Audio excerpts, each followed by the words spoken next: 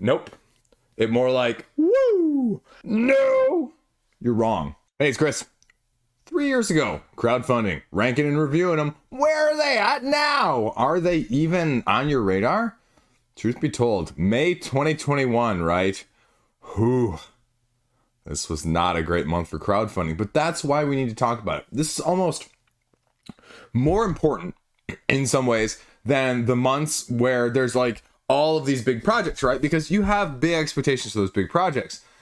But at the same time, some of these small projects get hyped up the wazoo for whatever reason. You know, we've already seen a couple this year that came out of nowhere that raised hundreds and hundreds or even $1 million. And you said, huh? And now you're going, huh? We have to recognize the trend that goes on, which is why we have to talk about it. That's why I do this video every month. Let's go. What's up first? Well, The Witcher, the old world from Go On Board, right? This one was by far and away maybe the biggest one of 2021 in a nutshell, right? This raised over $7 million in crowdfunding. Barring Marvel Zombicide, Marvel United 3.0, I mean, this was the game of 2021 and one of the games since then. Hasn't really been echoed, surpassed, even mimicked in the form of video game IPs, right? And it just made me think of other things like Monster Hunter, or even a couple of the more Steamforged related newer ones where the IP is there. I mean, we don't even need to go back more than a month or so to look at God of War from Simon. What the heck, right? And again, I can't compare relative size of IP bases on a video game scheme of things. I don't have a good sense of that, right? But it wouldn't be unfair for me to say that God of War is not a significantly smaller IP, knowledge base wise, than The Witcher. Okay, maybe that's a little bit of a gross overstatement because a quick Googling shows, God of War had, their latest one, Ragnarok, had about 15 million units sold, which puts it comparatively to the latest Witcher video game of 50 million sold. So I don't really know what that means total for the overall God of War series. So probably closer to 50 million total of all of them, maybe less, probably less. 75 million total-ish for The Witcher is what, just a quick statistics Googling gets you. So, yes, fraction of that, but not like, 50 million to 1 million. So, why has nothing been able to mimic The Witcher's success? Is it the combination of miniatures, exclusives, branding, IP, and exposure all rolled into one with a recent Netflix right behind it, right? Is that the combination of things? Is God of War just not that good comparatively? Is Monster Hunter not that good? I don't know, right? Like, it's not because it's purely miniature driven. It's not purely because of the IP, but it's just this perfect storm combination of things that has just kind of captured people. And it's a big box, folks. The Kickstarter exclusives box for this is going for somewhere like $300-ish still. So this rivals Simon's Zombicide Marvel United-esque vibes even more so, potentially. It's got an 8.0 rating on Board Game Geek. That's relatively insane. And truth be told, as someone who played a prototype copy of this, covered it prior to the campaign, and said, okay, what do we got going on afterwards? Right? Like, there were a lot of unknowns. The cooperative mode, most of the expansion content, big question marks. Is it as good, all of those modes? Is this really, and this is a fast ascent as well, 390th best game overall, 85th thematic incorporation? I don't know. I would argue that thematic incorporation's probably not totally there. But at the same time, it does a unique twist of spin of the mechanics that you're used to seeing and does them in a slightly different way with your deck building, deck playing aspect, with your stat increases and your balancing and moving across the map. Nothing like super widely different, but different enough on a trope or a mechanistic approach that you're used to, well, make you more appealing in your gameplay, or at least in your mind's eye, more than anything else, right? How many games do you have that appealed more in your mind's eye than actually appealed once you got to the table? Again, it's a big Deluxeified cluster, one of the crowdfunding Kickstarter itises, if you will. And does that appeal to you? A lot of people, it does. Is it as good as it says? I mean, it's a lot of people liking it. So, it may not be for you, but it's for a lot of people. Speaking of games that for a lot of people, Chip Theory Games ran a campaign as well at the same time. Hoplomachus Victorum. Okay. 8.5 rating on Board Game Geek. 1100th rank overall because it doesn't have the weight of the ratings. It only has 1300 ratings or so right now. So, yeah, it's a solo player Chip Theory game. It's another take on the Hoplomachus style of things. It basically redoes with it a new twist. And they did an expansion off of this as well. It took what you liked about it and made Hoplomachus better. So, I mean, if you liked the solo campaign-driven gladiatorial, not really too many bones-ish, but derivative, sideways of it aspects, yeah, this is a good game for you. I heard a lot of people say when they got this, they got rid of their other edition with the expansions because it was just that much better overall all around. I love the idea of a game like this, right? I love the idea of this game, again, let's talk about my mind's eye, right? In my mind's eye of saying, this could be an absolute game if I was single and had no kids and just enjoyed playing games by myself on the tabletop in an empty house. Just kidding. You know what I'm saying though, right? Like, I don't have the solo gamer's mentality. I just don't, right? Like, I play for interaction. I play for experience. And, the first one more so, you can get the second one solo, but the first one more so. And for me, the test of could I actually get this played, it's never passed at all with Hoplomachus as a pure solo game only. It's like why when they announced Elder Scrolls or Cloudspire, right? I had such high hopes for both of those that I said, okay, multiplayer this, multiplayer that, right? And I'm a self-proclaimed not a huge fan of Too Many Bones. I just can't get over the learning curve of it. It's too obtuse for me to handle in, varied sessions, repeatedly spread throughout many times. And so this one was one that I just kind of said okay to. Now they did the whole expansion campaign as well, and it gave you more content, more variability, more options.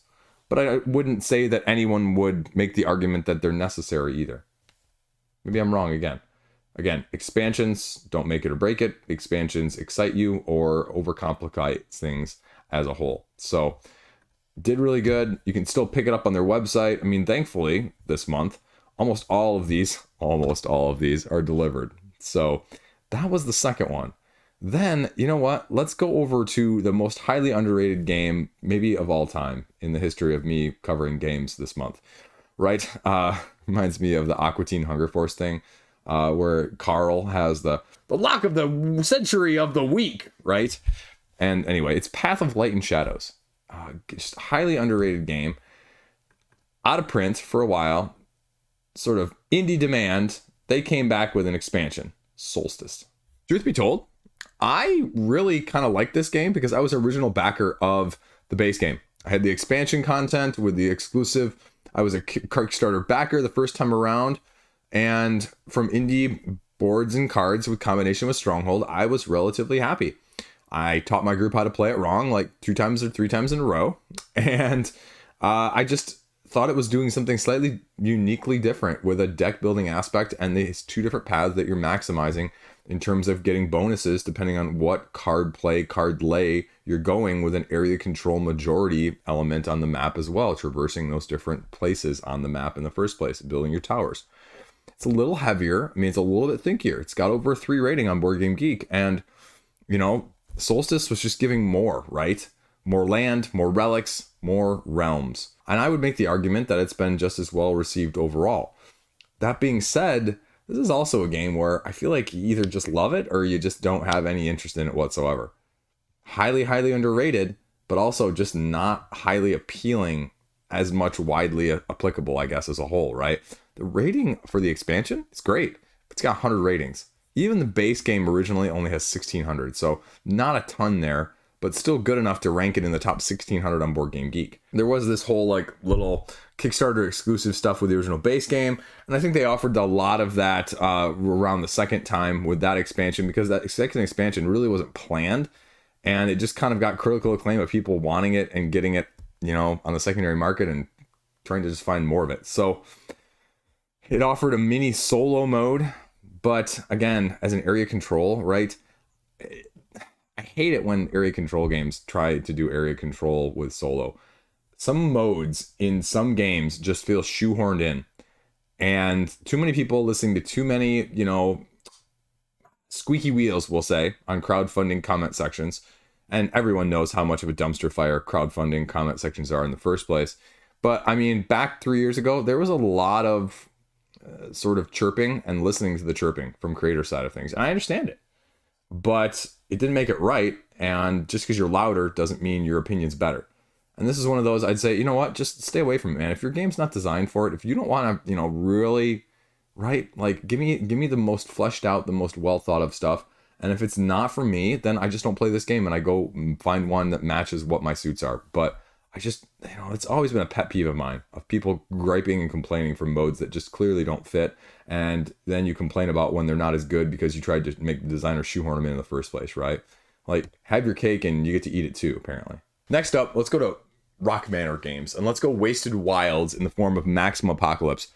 I'd never played this game. I got the review copy. I covered it last year, and I said, this is actually like an upgraded Dead of Winter. I was relatively impressed with the mix-max combination of, you know, your asymmetric heroes that you're taking the role of, the explorative nature of flipping the cards over and creating your own little area map that you're slowly traversing, trying to get from point A to point B to point C, whatever your objectives may be, the different environment decks, the different day-night cycle environment side of things as well. And it was just kind of interesting. The problem was, I mean, it was just a little bit more upkeep than I felt like I wanted to do always. And I ended up trading it away just because, again, good game. Just not a good game for me at the time in terms of keeping it around as a cooperative, right? Like, I love hard cooperatives. But for my wife, for game group, like, I don't have, you know, I can't play Spirit Island all the time, I guess is what I'm saying, right? I can't play even that step down from that. And this was a little bit of a step up in terms of learning some of those things and mitigating some of those things. My wife does not like that many layers of things, right? Like when we added Cascadia landmarks to Cascadia, she's like, you know, not that she can't do it, but she just doesn't prefer that. And that's sort of what Wasted Wilds was for me in that sense of a step up from Dead of Winter, which I'm really looking forward to trying to teach my 10-year-old how to play Dead of Winter this summer. So really looking forward to that, hopefully. And hopefully that works out. But all in all, I mean, it's a very successful crowdfunding campaign. I think people were very, very happy with the product. I think people consider it, you know, the best Maximum Apocalypse to this point. So solid all around. Again, it's just cooperative. Is it for you? Sort of with that post-apocalyptic vibe, because I know also post-apocalyptic vibe has turned off a lot of people, right? Like after Dead of Winter, after Zombicide, you know, iteration number 37, people were sort of, you know, tapped out on that. They were like, saturation, market, check. Let's get something new. So I don't know. Just always been one of those underrated cooperative game designs as a whole. So give it kudos when I can. Speaking of that, Robot Quest Arena, also at the end of May. And we just saw another campaign from them, and it raised a ton of money again. You know, and looking back on the first campaign now, I kind of look at it and go, you know what? I'm glad I didn't get the first one, because I probably would have been tempted to get the second one. And it reminds me very much of a game along the lines of Guards of Atlantis 2. Now, stay with me here. Stay with me. If you're new to this channel, I do this completely tangential, loop back around, make it make sense maybe later sort of thing on a lot of my videos. Because I looked at the new campaign and I said, holy crap, those new robots and the new content for how little you're getting are really freaking expensive. And that was sort of like the expansions with Guards of Atlantis 2, right? Like, I clearly don't play that game enough to justify it keeping it in my collection or the price point of the new expansion that I bought all of. And yet, I was in for it and I wanted more of it. And that's how I feel like Robot Quest Arena would have been for me had I gone in the first time. As a deck building, robot bashing, take that style of game. I can't speak to the dynamics. I haven't played it. This game, though, for me personally, has written all over it like, someone bring their copy over to game night and I'll be happy to play it and try it out. But until I see the flow, right, like we were just talking about at the beginning of the video, the mind's eye, I think in my mind's eye, this combination of deck building and take that, like, I love both those mechanics, right? But sometimes you have mechanics that you think are going to work that don't work. Again, see my previously often referenced Sail from Allplay or Fit to Print. Games that I love real time. I love tile laying. You would think, woo! Nope. It more like, woo! And so that's how I feel like Robot Quest Arena could be either way for me. Clearly, huge audience. Clearly, huge support. Even the second time around. So the quality product is there. The enjoyment factor, again, that's probably the big thing that I talked about recently in my youth year review, right? Some games just have the fun factor. It's not doing anything uniquely, different. It's not doing anything completely you've never seen before. And oh my gosh, this is blowing me away because it's the most freaking innovative thing that we've ever seen, even though you see the word innovative on half a dozen crowdfunding projects a week nowadays, it seems like. But it just gives you a good experience. And that's why you do the games in the first place. You don't do them because, this is clearly the most mechanistically sound game of 2023 or 2024. It's easily going to be on my top 10 list because of how these mechanisms integrate into the numerical, whatever. You know what I'm saying? It's, wow, this was a lot of fun. Wow, this was a great experience. This was just freaking enjoyably awesome. That's what makes my top 10, which is why, again, 2 years running, my top 10 has been drastically different than pretty much everyone else's out there. As a side note, right? Like, I have 2 or 3 games that were on no one else's list from this past year. Anyway, I'm done with that one before I get any further on tangents. And you know what? I don't talk about all the mechanisms because this is my video and I rant on these things as much as I want. I ramble sideways too. So let's talk about this one for a second because speaking of disappointments, let's talk into 2 disappointments right here. Chai Tea for 2, the only one on this list not delivered. Literally an update right before me filming this. This is May 2021, folks. May 2020 freaking one. I mean, there were some issues. I can't go into it too much in this video, but clearly people have been very unhappy with the way this has been run. Communication has been piss poor, and this game is way, way freaking overdue. And so the fact that we are getting an update just prior to me filming this saying, guess what? We're kind of working on the shipping. Production's in process, and maybe you'll have it in like 4 months. I think there's a lot of skepticism as well being met with that because this game has basically been a cluster over the last year and a half. Because also, let me be clear, the most recent update prior to the May one, just prior to me filming this, was November of 2023, where they literally say the ongoing production post-Essen. Backers should be receiving their games in January.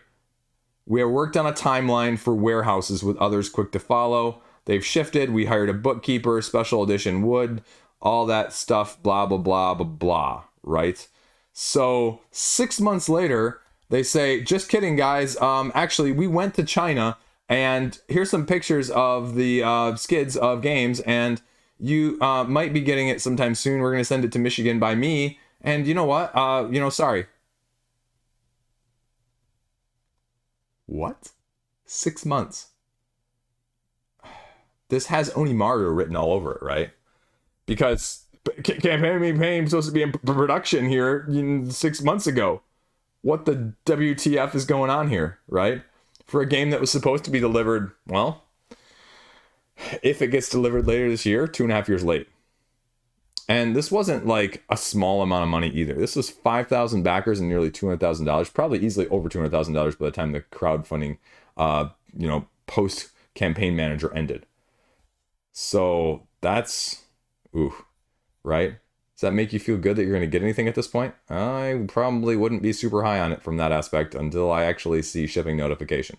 Speaking of the other disappointments, you know, I remember this one on crowdfunding too. Vivid memories from Floodgate. 30 to 45 minutes, supposedly Azul killer, hyped by people as the Azul killer on crowdfunding project pages and videos for the campaign. And it just kind of fell flat. It's got a 6.6 rating on Board Game Geek. So again, like, people look at 6s and they go, that's bad. No, it's good for very few select people, but it's not great for a lot of people. And I think that's how you got to frame things, because I'm not going to say it's a bad game, but collecting memories, collecting resources, using these crystals to mitigate these fractured memories, weaving this tapestry of threads of crystals that you're going to slowly try and piece together. You know, it reminded me of the other one more recently from Game Brewer as well, that was sort of doing the other aspect of things, the amygdala one, where it just tried to be too clever. It tried to do too much. And ultimately, you know, the amount of mechanistic approach and types just ultimately bogged it down rather than elevated it up, right? Like, people love Azul, not because Azul is like the most complicated game. People love Azul because you can do some just cool stuff in some very simple, straightforward mannerisms and mechanisms, and it appeals to basically as broad of audience as you can possibly. And so when you start complicating that, right, that's like the expansion that all of a sudden adds 2 degrees of difficulty that makes it, you know, I don't know, I want to say like half an hour longer for a 45-minute game, right? Like, that doesn't make sense. Doesn't make sense whatsoever. And it kind of got delivered, and I think some people reviewed it, and then it just kind of just fell down. And it's got almost a 3 rating, somehow 3 rating in 30 minutes for time. Those two things don't make sense to me, right? And I think that's the problem, is it's a very small niche as well to have a game that potentially, and don't take this out of context, that potentially heavy for that length of game. 3's not that heavy comparatively. I know that's not what I'm saying, but a 3 weight rating for 30 minutes, now you can start to see where things might start to clash, right? That might not be as smooth. It might not be as intuitive. It might be too much overhead, too much AP, whatever it may be. So that was, I think, its dilemma. Again, not having played it, but having seen it, you know, secondarily, I guess. A few more here. A couple big, expensive ones, too. Because we had Castle Panic coming back from Fireside Games. Castle Panic Deluxe! $400,000 in this game. $400,000. 2,100 people. This was sort of Simon's Masters of the Universe level of ugly plastic before that. And again, it's not like bad or anything, but like they just blinged the freaking gray plastic hell out of this game and said, how much are you willing to pay for this? Because the deluxe collection was going for $350 for everything. The expansions, the playmat, and the deluxeified as a whole. That's a lot of money. That's a lot of money. And I guess it's a sort of a good deal-ish because it goes for $3.99 on Fireside's website at the time of me filming this, which is kind of okay-ish, I guess. But, I mean, again, this better be, anytime you're paying this much for an upgraded version of a game that's already widely available, a la Castles of Burgundy, which we'll be talking about with that original campaign in 2022, either right before this video airs or right after this video airs, because it's on that list of, do you absolutely and utterly love this game? If you don't know, if you just casually enjoy it, pass the freaking freak out of this and don't pay $400 shipped for something like this, right? Are all of the expansions necessary? There was a new expansion called Crowns and Quests with this one. Choose a character, complete the quest to save the castle. Right? How much can you do all of these? It's sort of like owning all of Dominion, or maybe even a better comparison would be like Carcassonne, right? There's a reason people don't own all the Carcassonne stuff, or even when they do own all of it, they don't play Call of Carcassonne with all of the expansions. And you usually, just like when I was looking up tonight, Railroad Inc., find one or two that you like incorporating, and the rest you're kind of like, meh. So when you buy a collector's edition of Railroad Inc. and you get 28 expansions, and you have people ranking those expansions, is that really useful? Is that really helpful? Is it anything you should consider? Like someone was saying online, well, Chris, the collector's edition of Railroad Inc. was a super good value for a game with 28 expansions. And I said, for $90, right? I said, no, you're wrong. Right? Like it doesn't work like that. It doesn't work like that. Having more expansions that you're never going to use because the individual price per expansion is better is a horrible justification. Horrible. Not going to say I'm not guilty of it. And we were just talking about Guards of Atlantis 2, right? But as a general principle, hell no. Get your head out of your ground like an ostrich, we'll say. We'll screw that analogy up on purpose so I don't get myself in trouble here. But, that's a heck of a lot of money for Castle Panic. Again, that begs the question, are you willing to pay more for ease of access? This is an easier game to get to the table. It's an easier game to explain. But is that too much of a jump price-wise to justify it, right? If I tell you double the cost of the original Castle Panic, okay, that's one thing, right? Or 5 times with some of the expansion stuff for that level of bling? That's a harder push for me as a whole.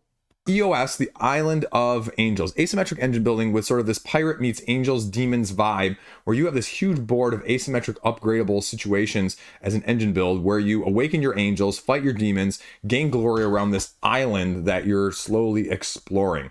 Very deluxeified, a little bit of exclusive content, and a bunch of different factions that you're going to be utilizing there with asymmetric crews at your disposal with more of a worker placement vibe.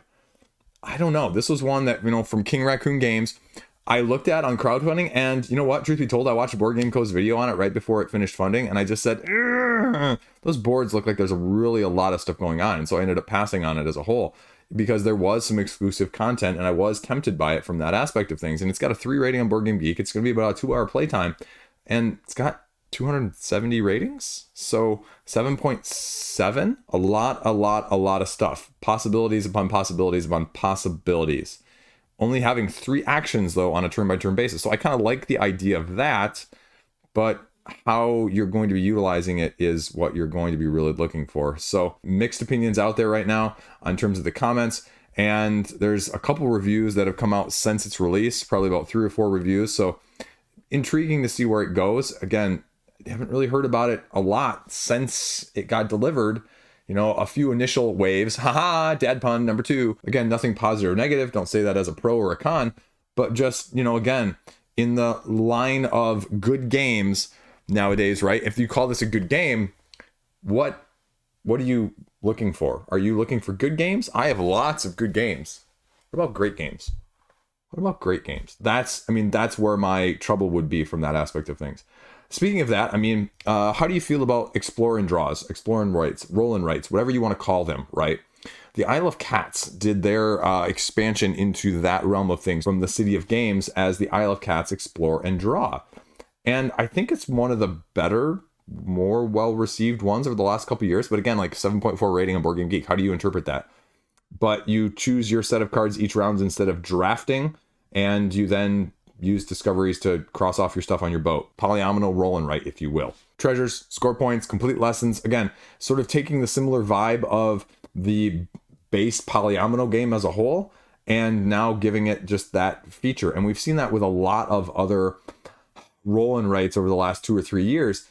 The only thing I'll say is that this is great, but I often run into the situation of either the roll and write doesn't quite fit the actual game it's based off of in the first place, or the roll and write makes you just want to play the roll and write instead of the original. And I don't really know with this one. I haven't played it. I don't own it. It's cheap. You can buy it for $20 on the retail side of things. And it's got more content that they've put out with it since. So, again, one I've just never heard of. I don't hear people talking about it as the flip and write, but again, I don't hear anything necessarily bad about it either. And it is what it is. So is it going to appeal to you from that side of things? So last up, let's go completely opposite in direction, weight, and everything else. And let's go Mosaic, A Story of Civilization. Card drafting, engine building, Civ game. Raised almost $1 million freaking dollars on an action selection Civ building game on crowdfunding from Forbidden Games, right? That's a lot. That's a lot. And it says playable in 2 hours, which again is a relatively good achievement. It's in the Board Game Geek about top 700 at the time of me filming this, 2 to 6 players. And well, based on games like Age of Empires and Age of Discovery, with a combination of Sid Meier's Civ going on. I'm not a Civ person. I'm not a Civ building person in this sense. I worry about games like this when they say 2 hours, they really mean 3 or 4 on the first teach. It's a highly produced Civ building game. And, you know, there's a lot of action selection, different mechanistic approaches going on there. Area majority with a tableau building aspect, shared hands that's going to have some deck building and going through achievements, as well as some area control to go along with it. So, I mean, it's a big game, but it's a big game. Do you have the Civ building mindset? Do you have the Civ building aspects of things of interest? I can't speak to it anything other than that. And the deluxeifications from the Kickstarter edition included a whole bunch of miniatures to go along with these hex-based situations that you can make yours look more like Foundations of Rome rather than a card-based game. But again, does that appeal to you? I mean, comment section on Board Game Geek is quite varied. People saying it's fantastic, you know, as you would usually expect. And then also people saying it's terribly broken in terms of the mechanistic approach. I have no idea. And I have no idea what the game length looks like. I have no idea about the game triggers. They talk about the end game being sort of a little divisive on how that occurs. But it's one of those, I'd say for sure, you know, maybe above anything else on this list, try before you buy. Would you actually like it if you owned it? Well, sometimes you just got to try it and see. And hopefully you try somebody else's copy and not end up buying your own if you're not completely sold on it. So there you go. Everything else in between. Anything catch your fancy? Remember any of these? Any of these still in your collection? Or any regrets about any of them, right? Haha, now we're hitting home with that one. That one hits a little bit too close to home sometimes. So there you go. That's all I got. Looking back, looking forward. Can't do too far either way. Have a great day. Peace out. See you around. Stay classy. Woo! Nope. It more like, woo! No! You're wrong.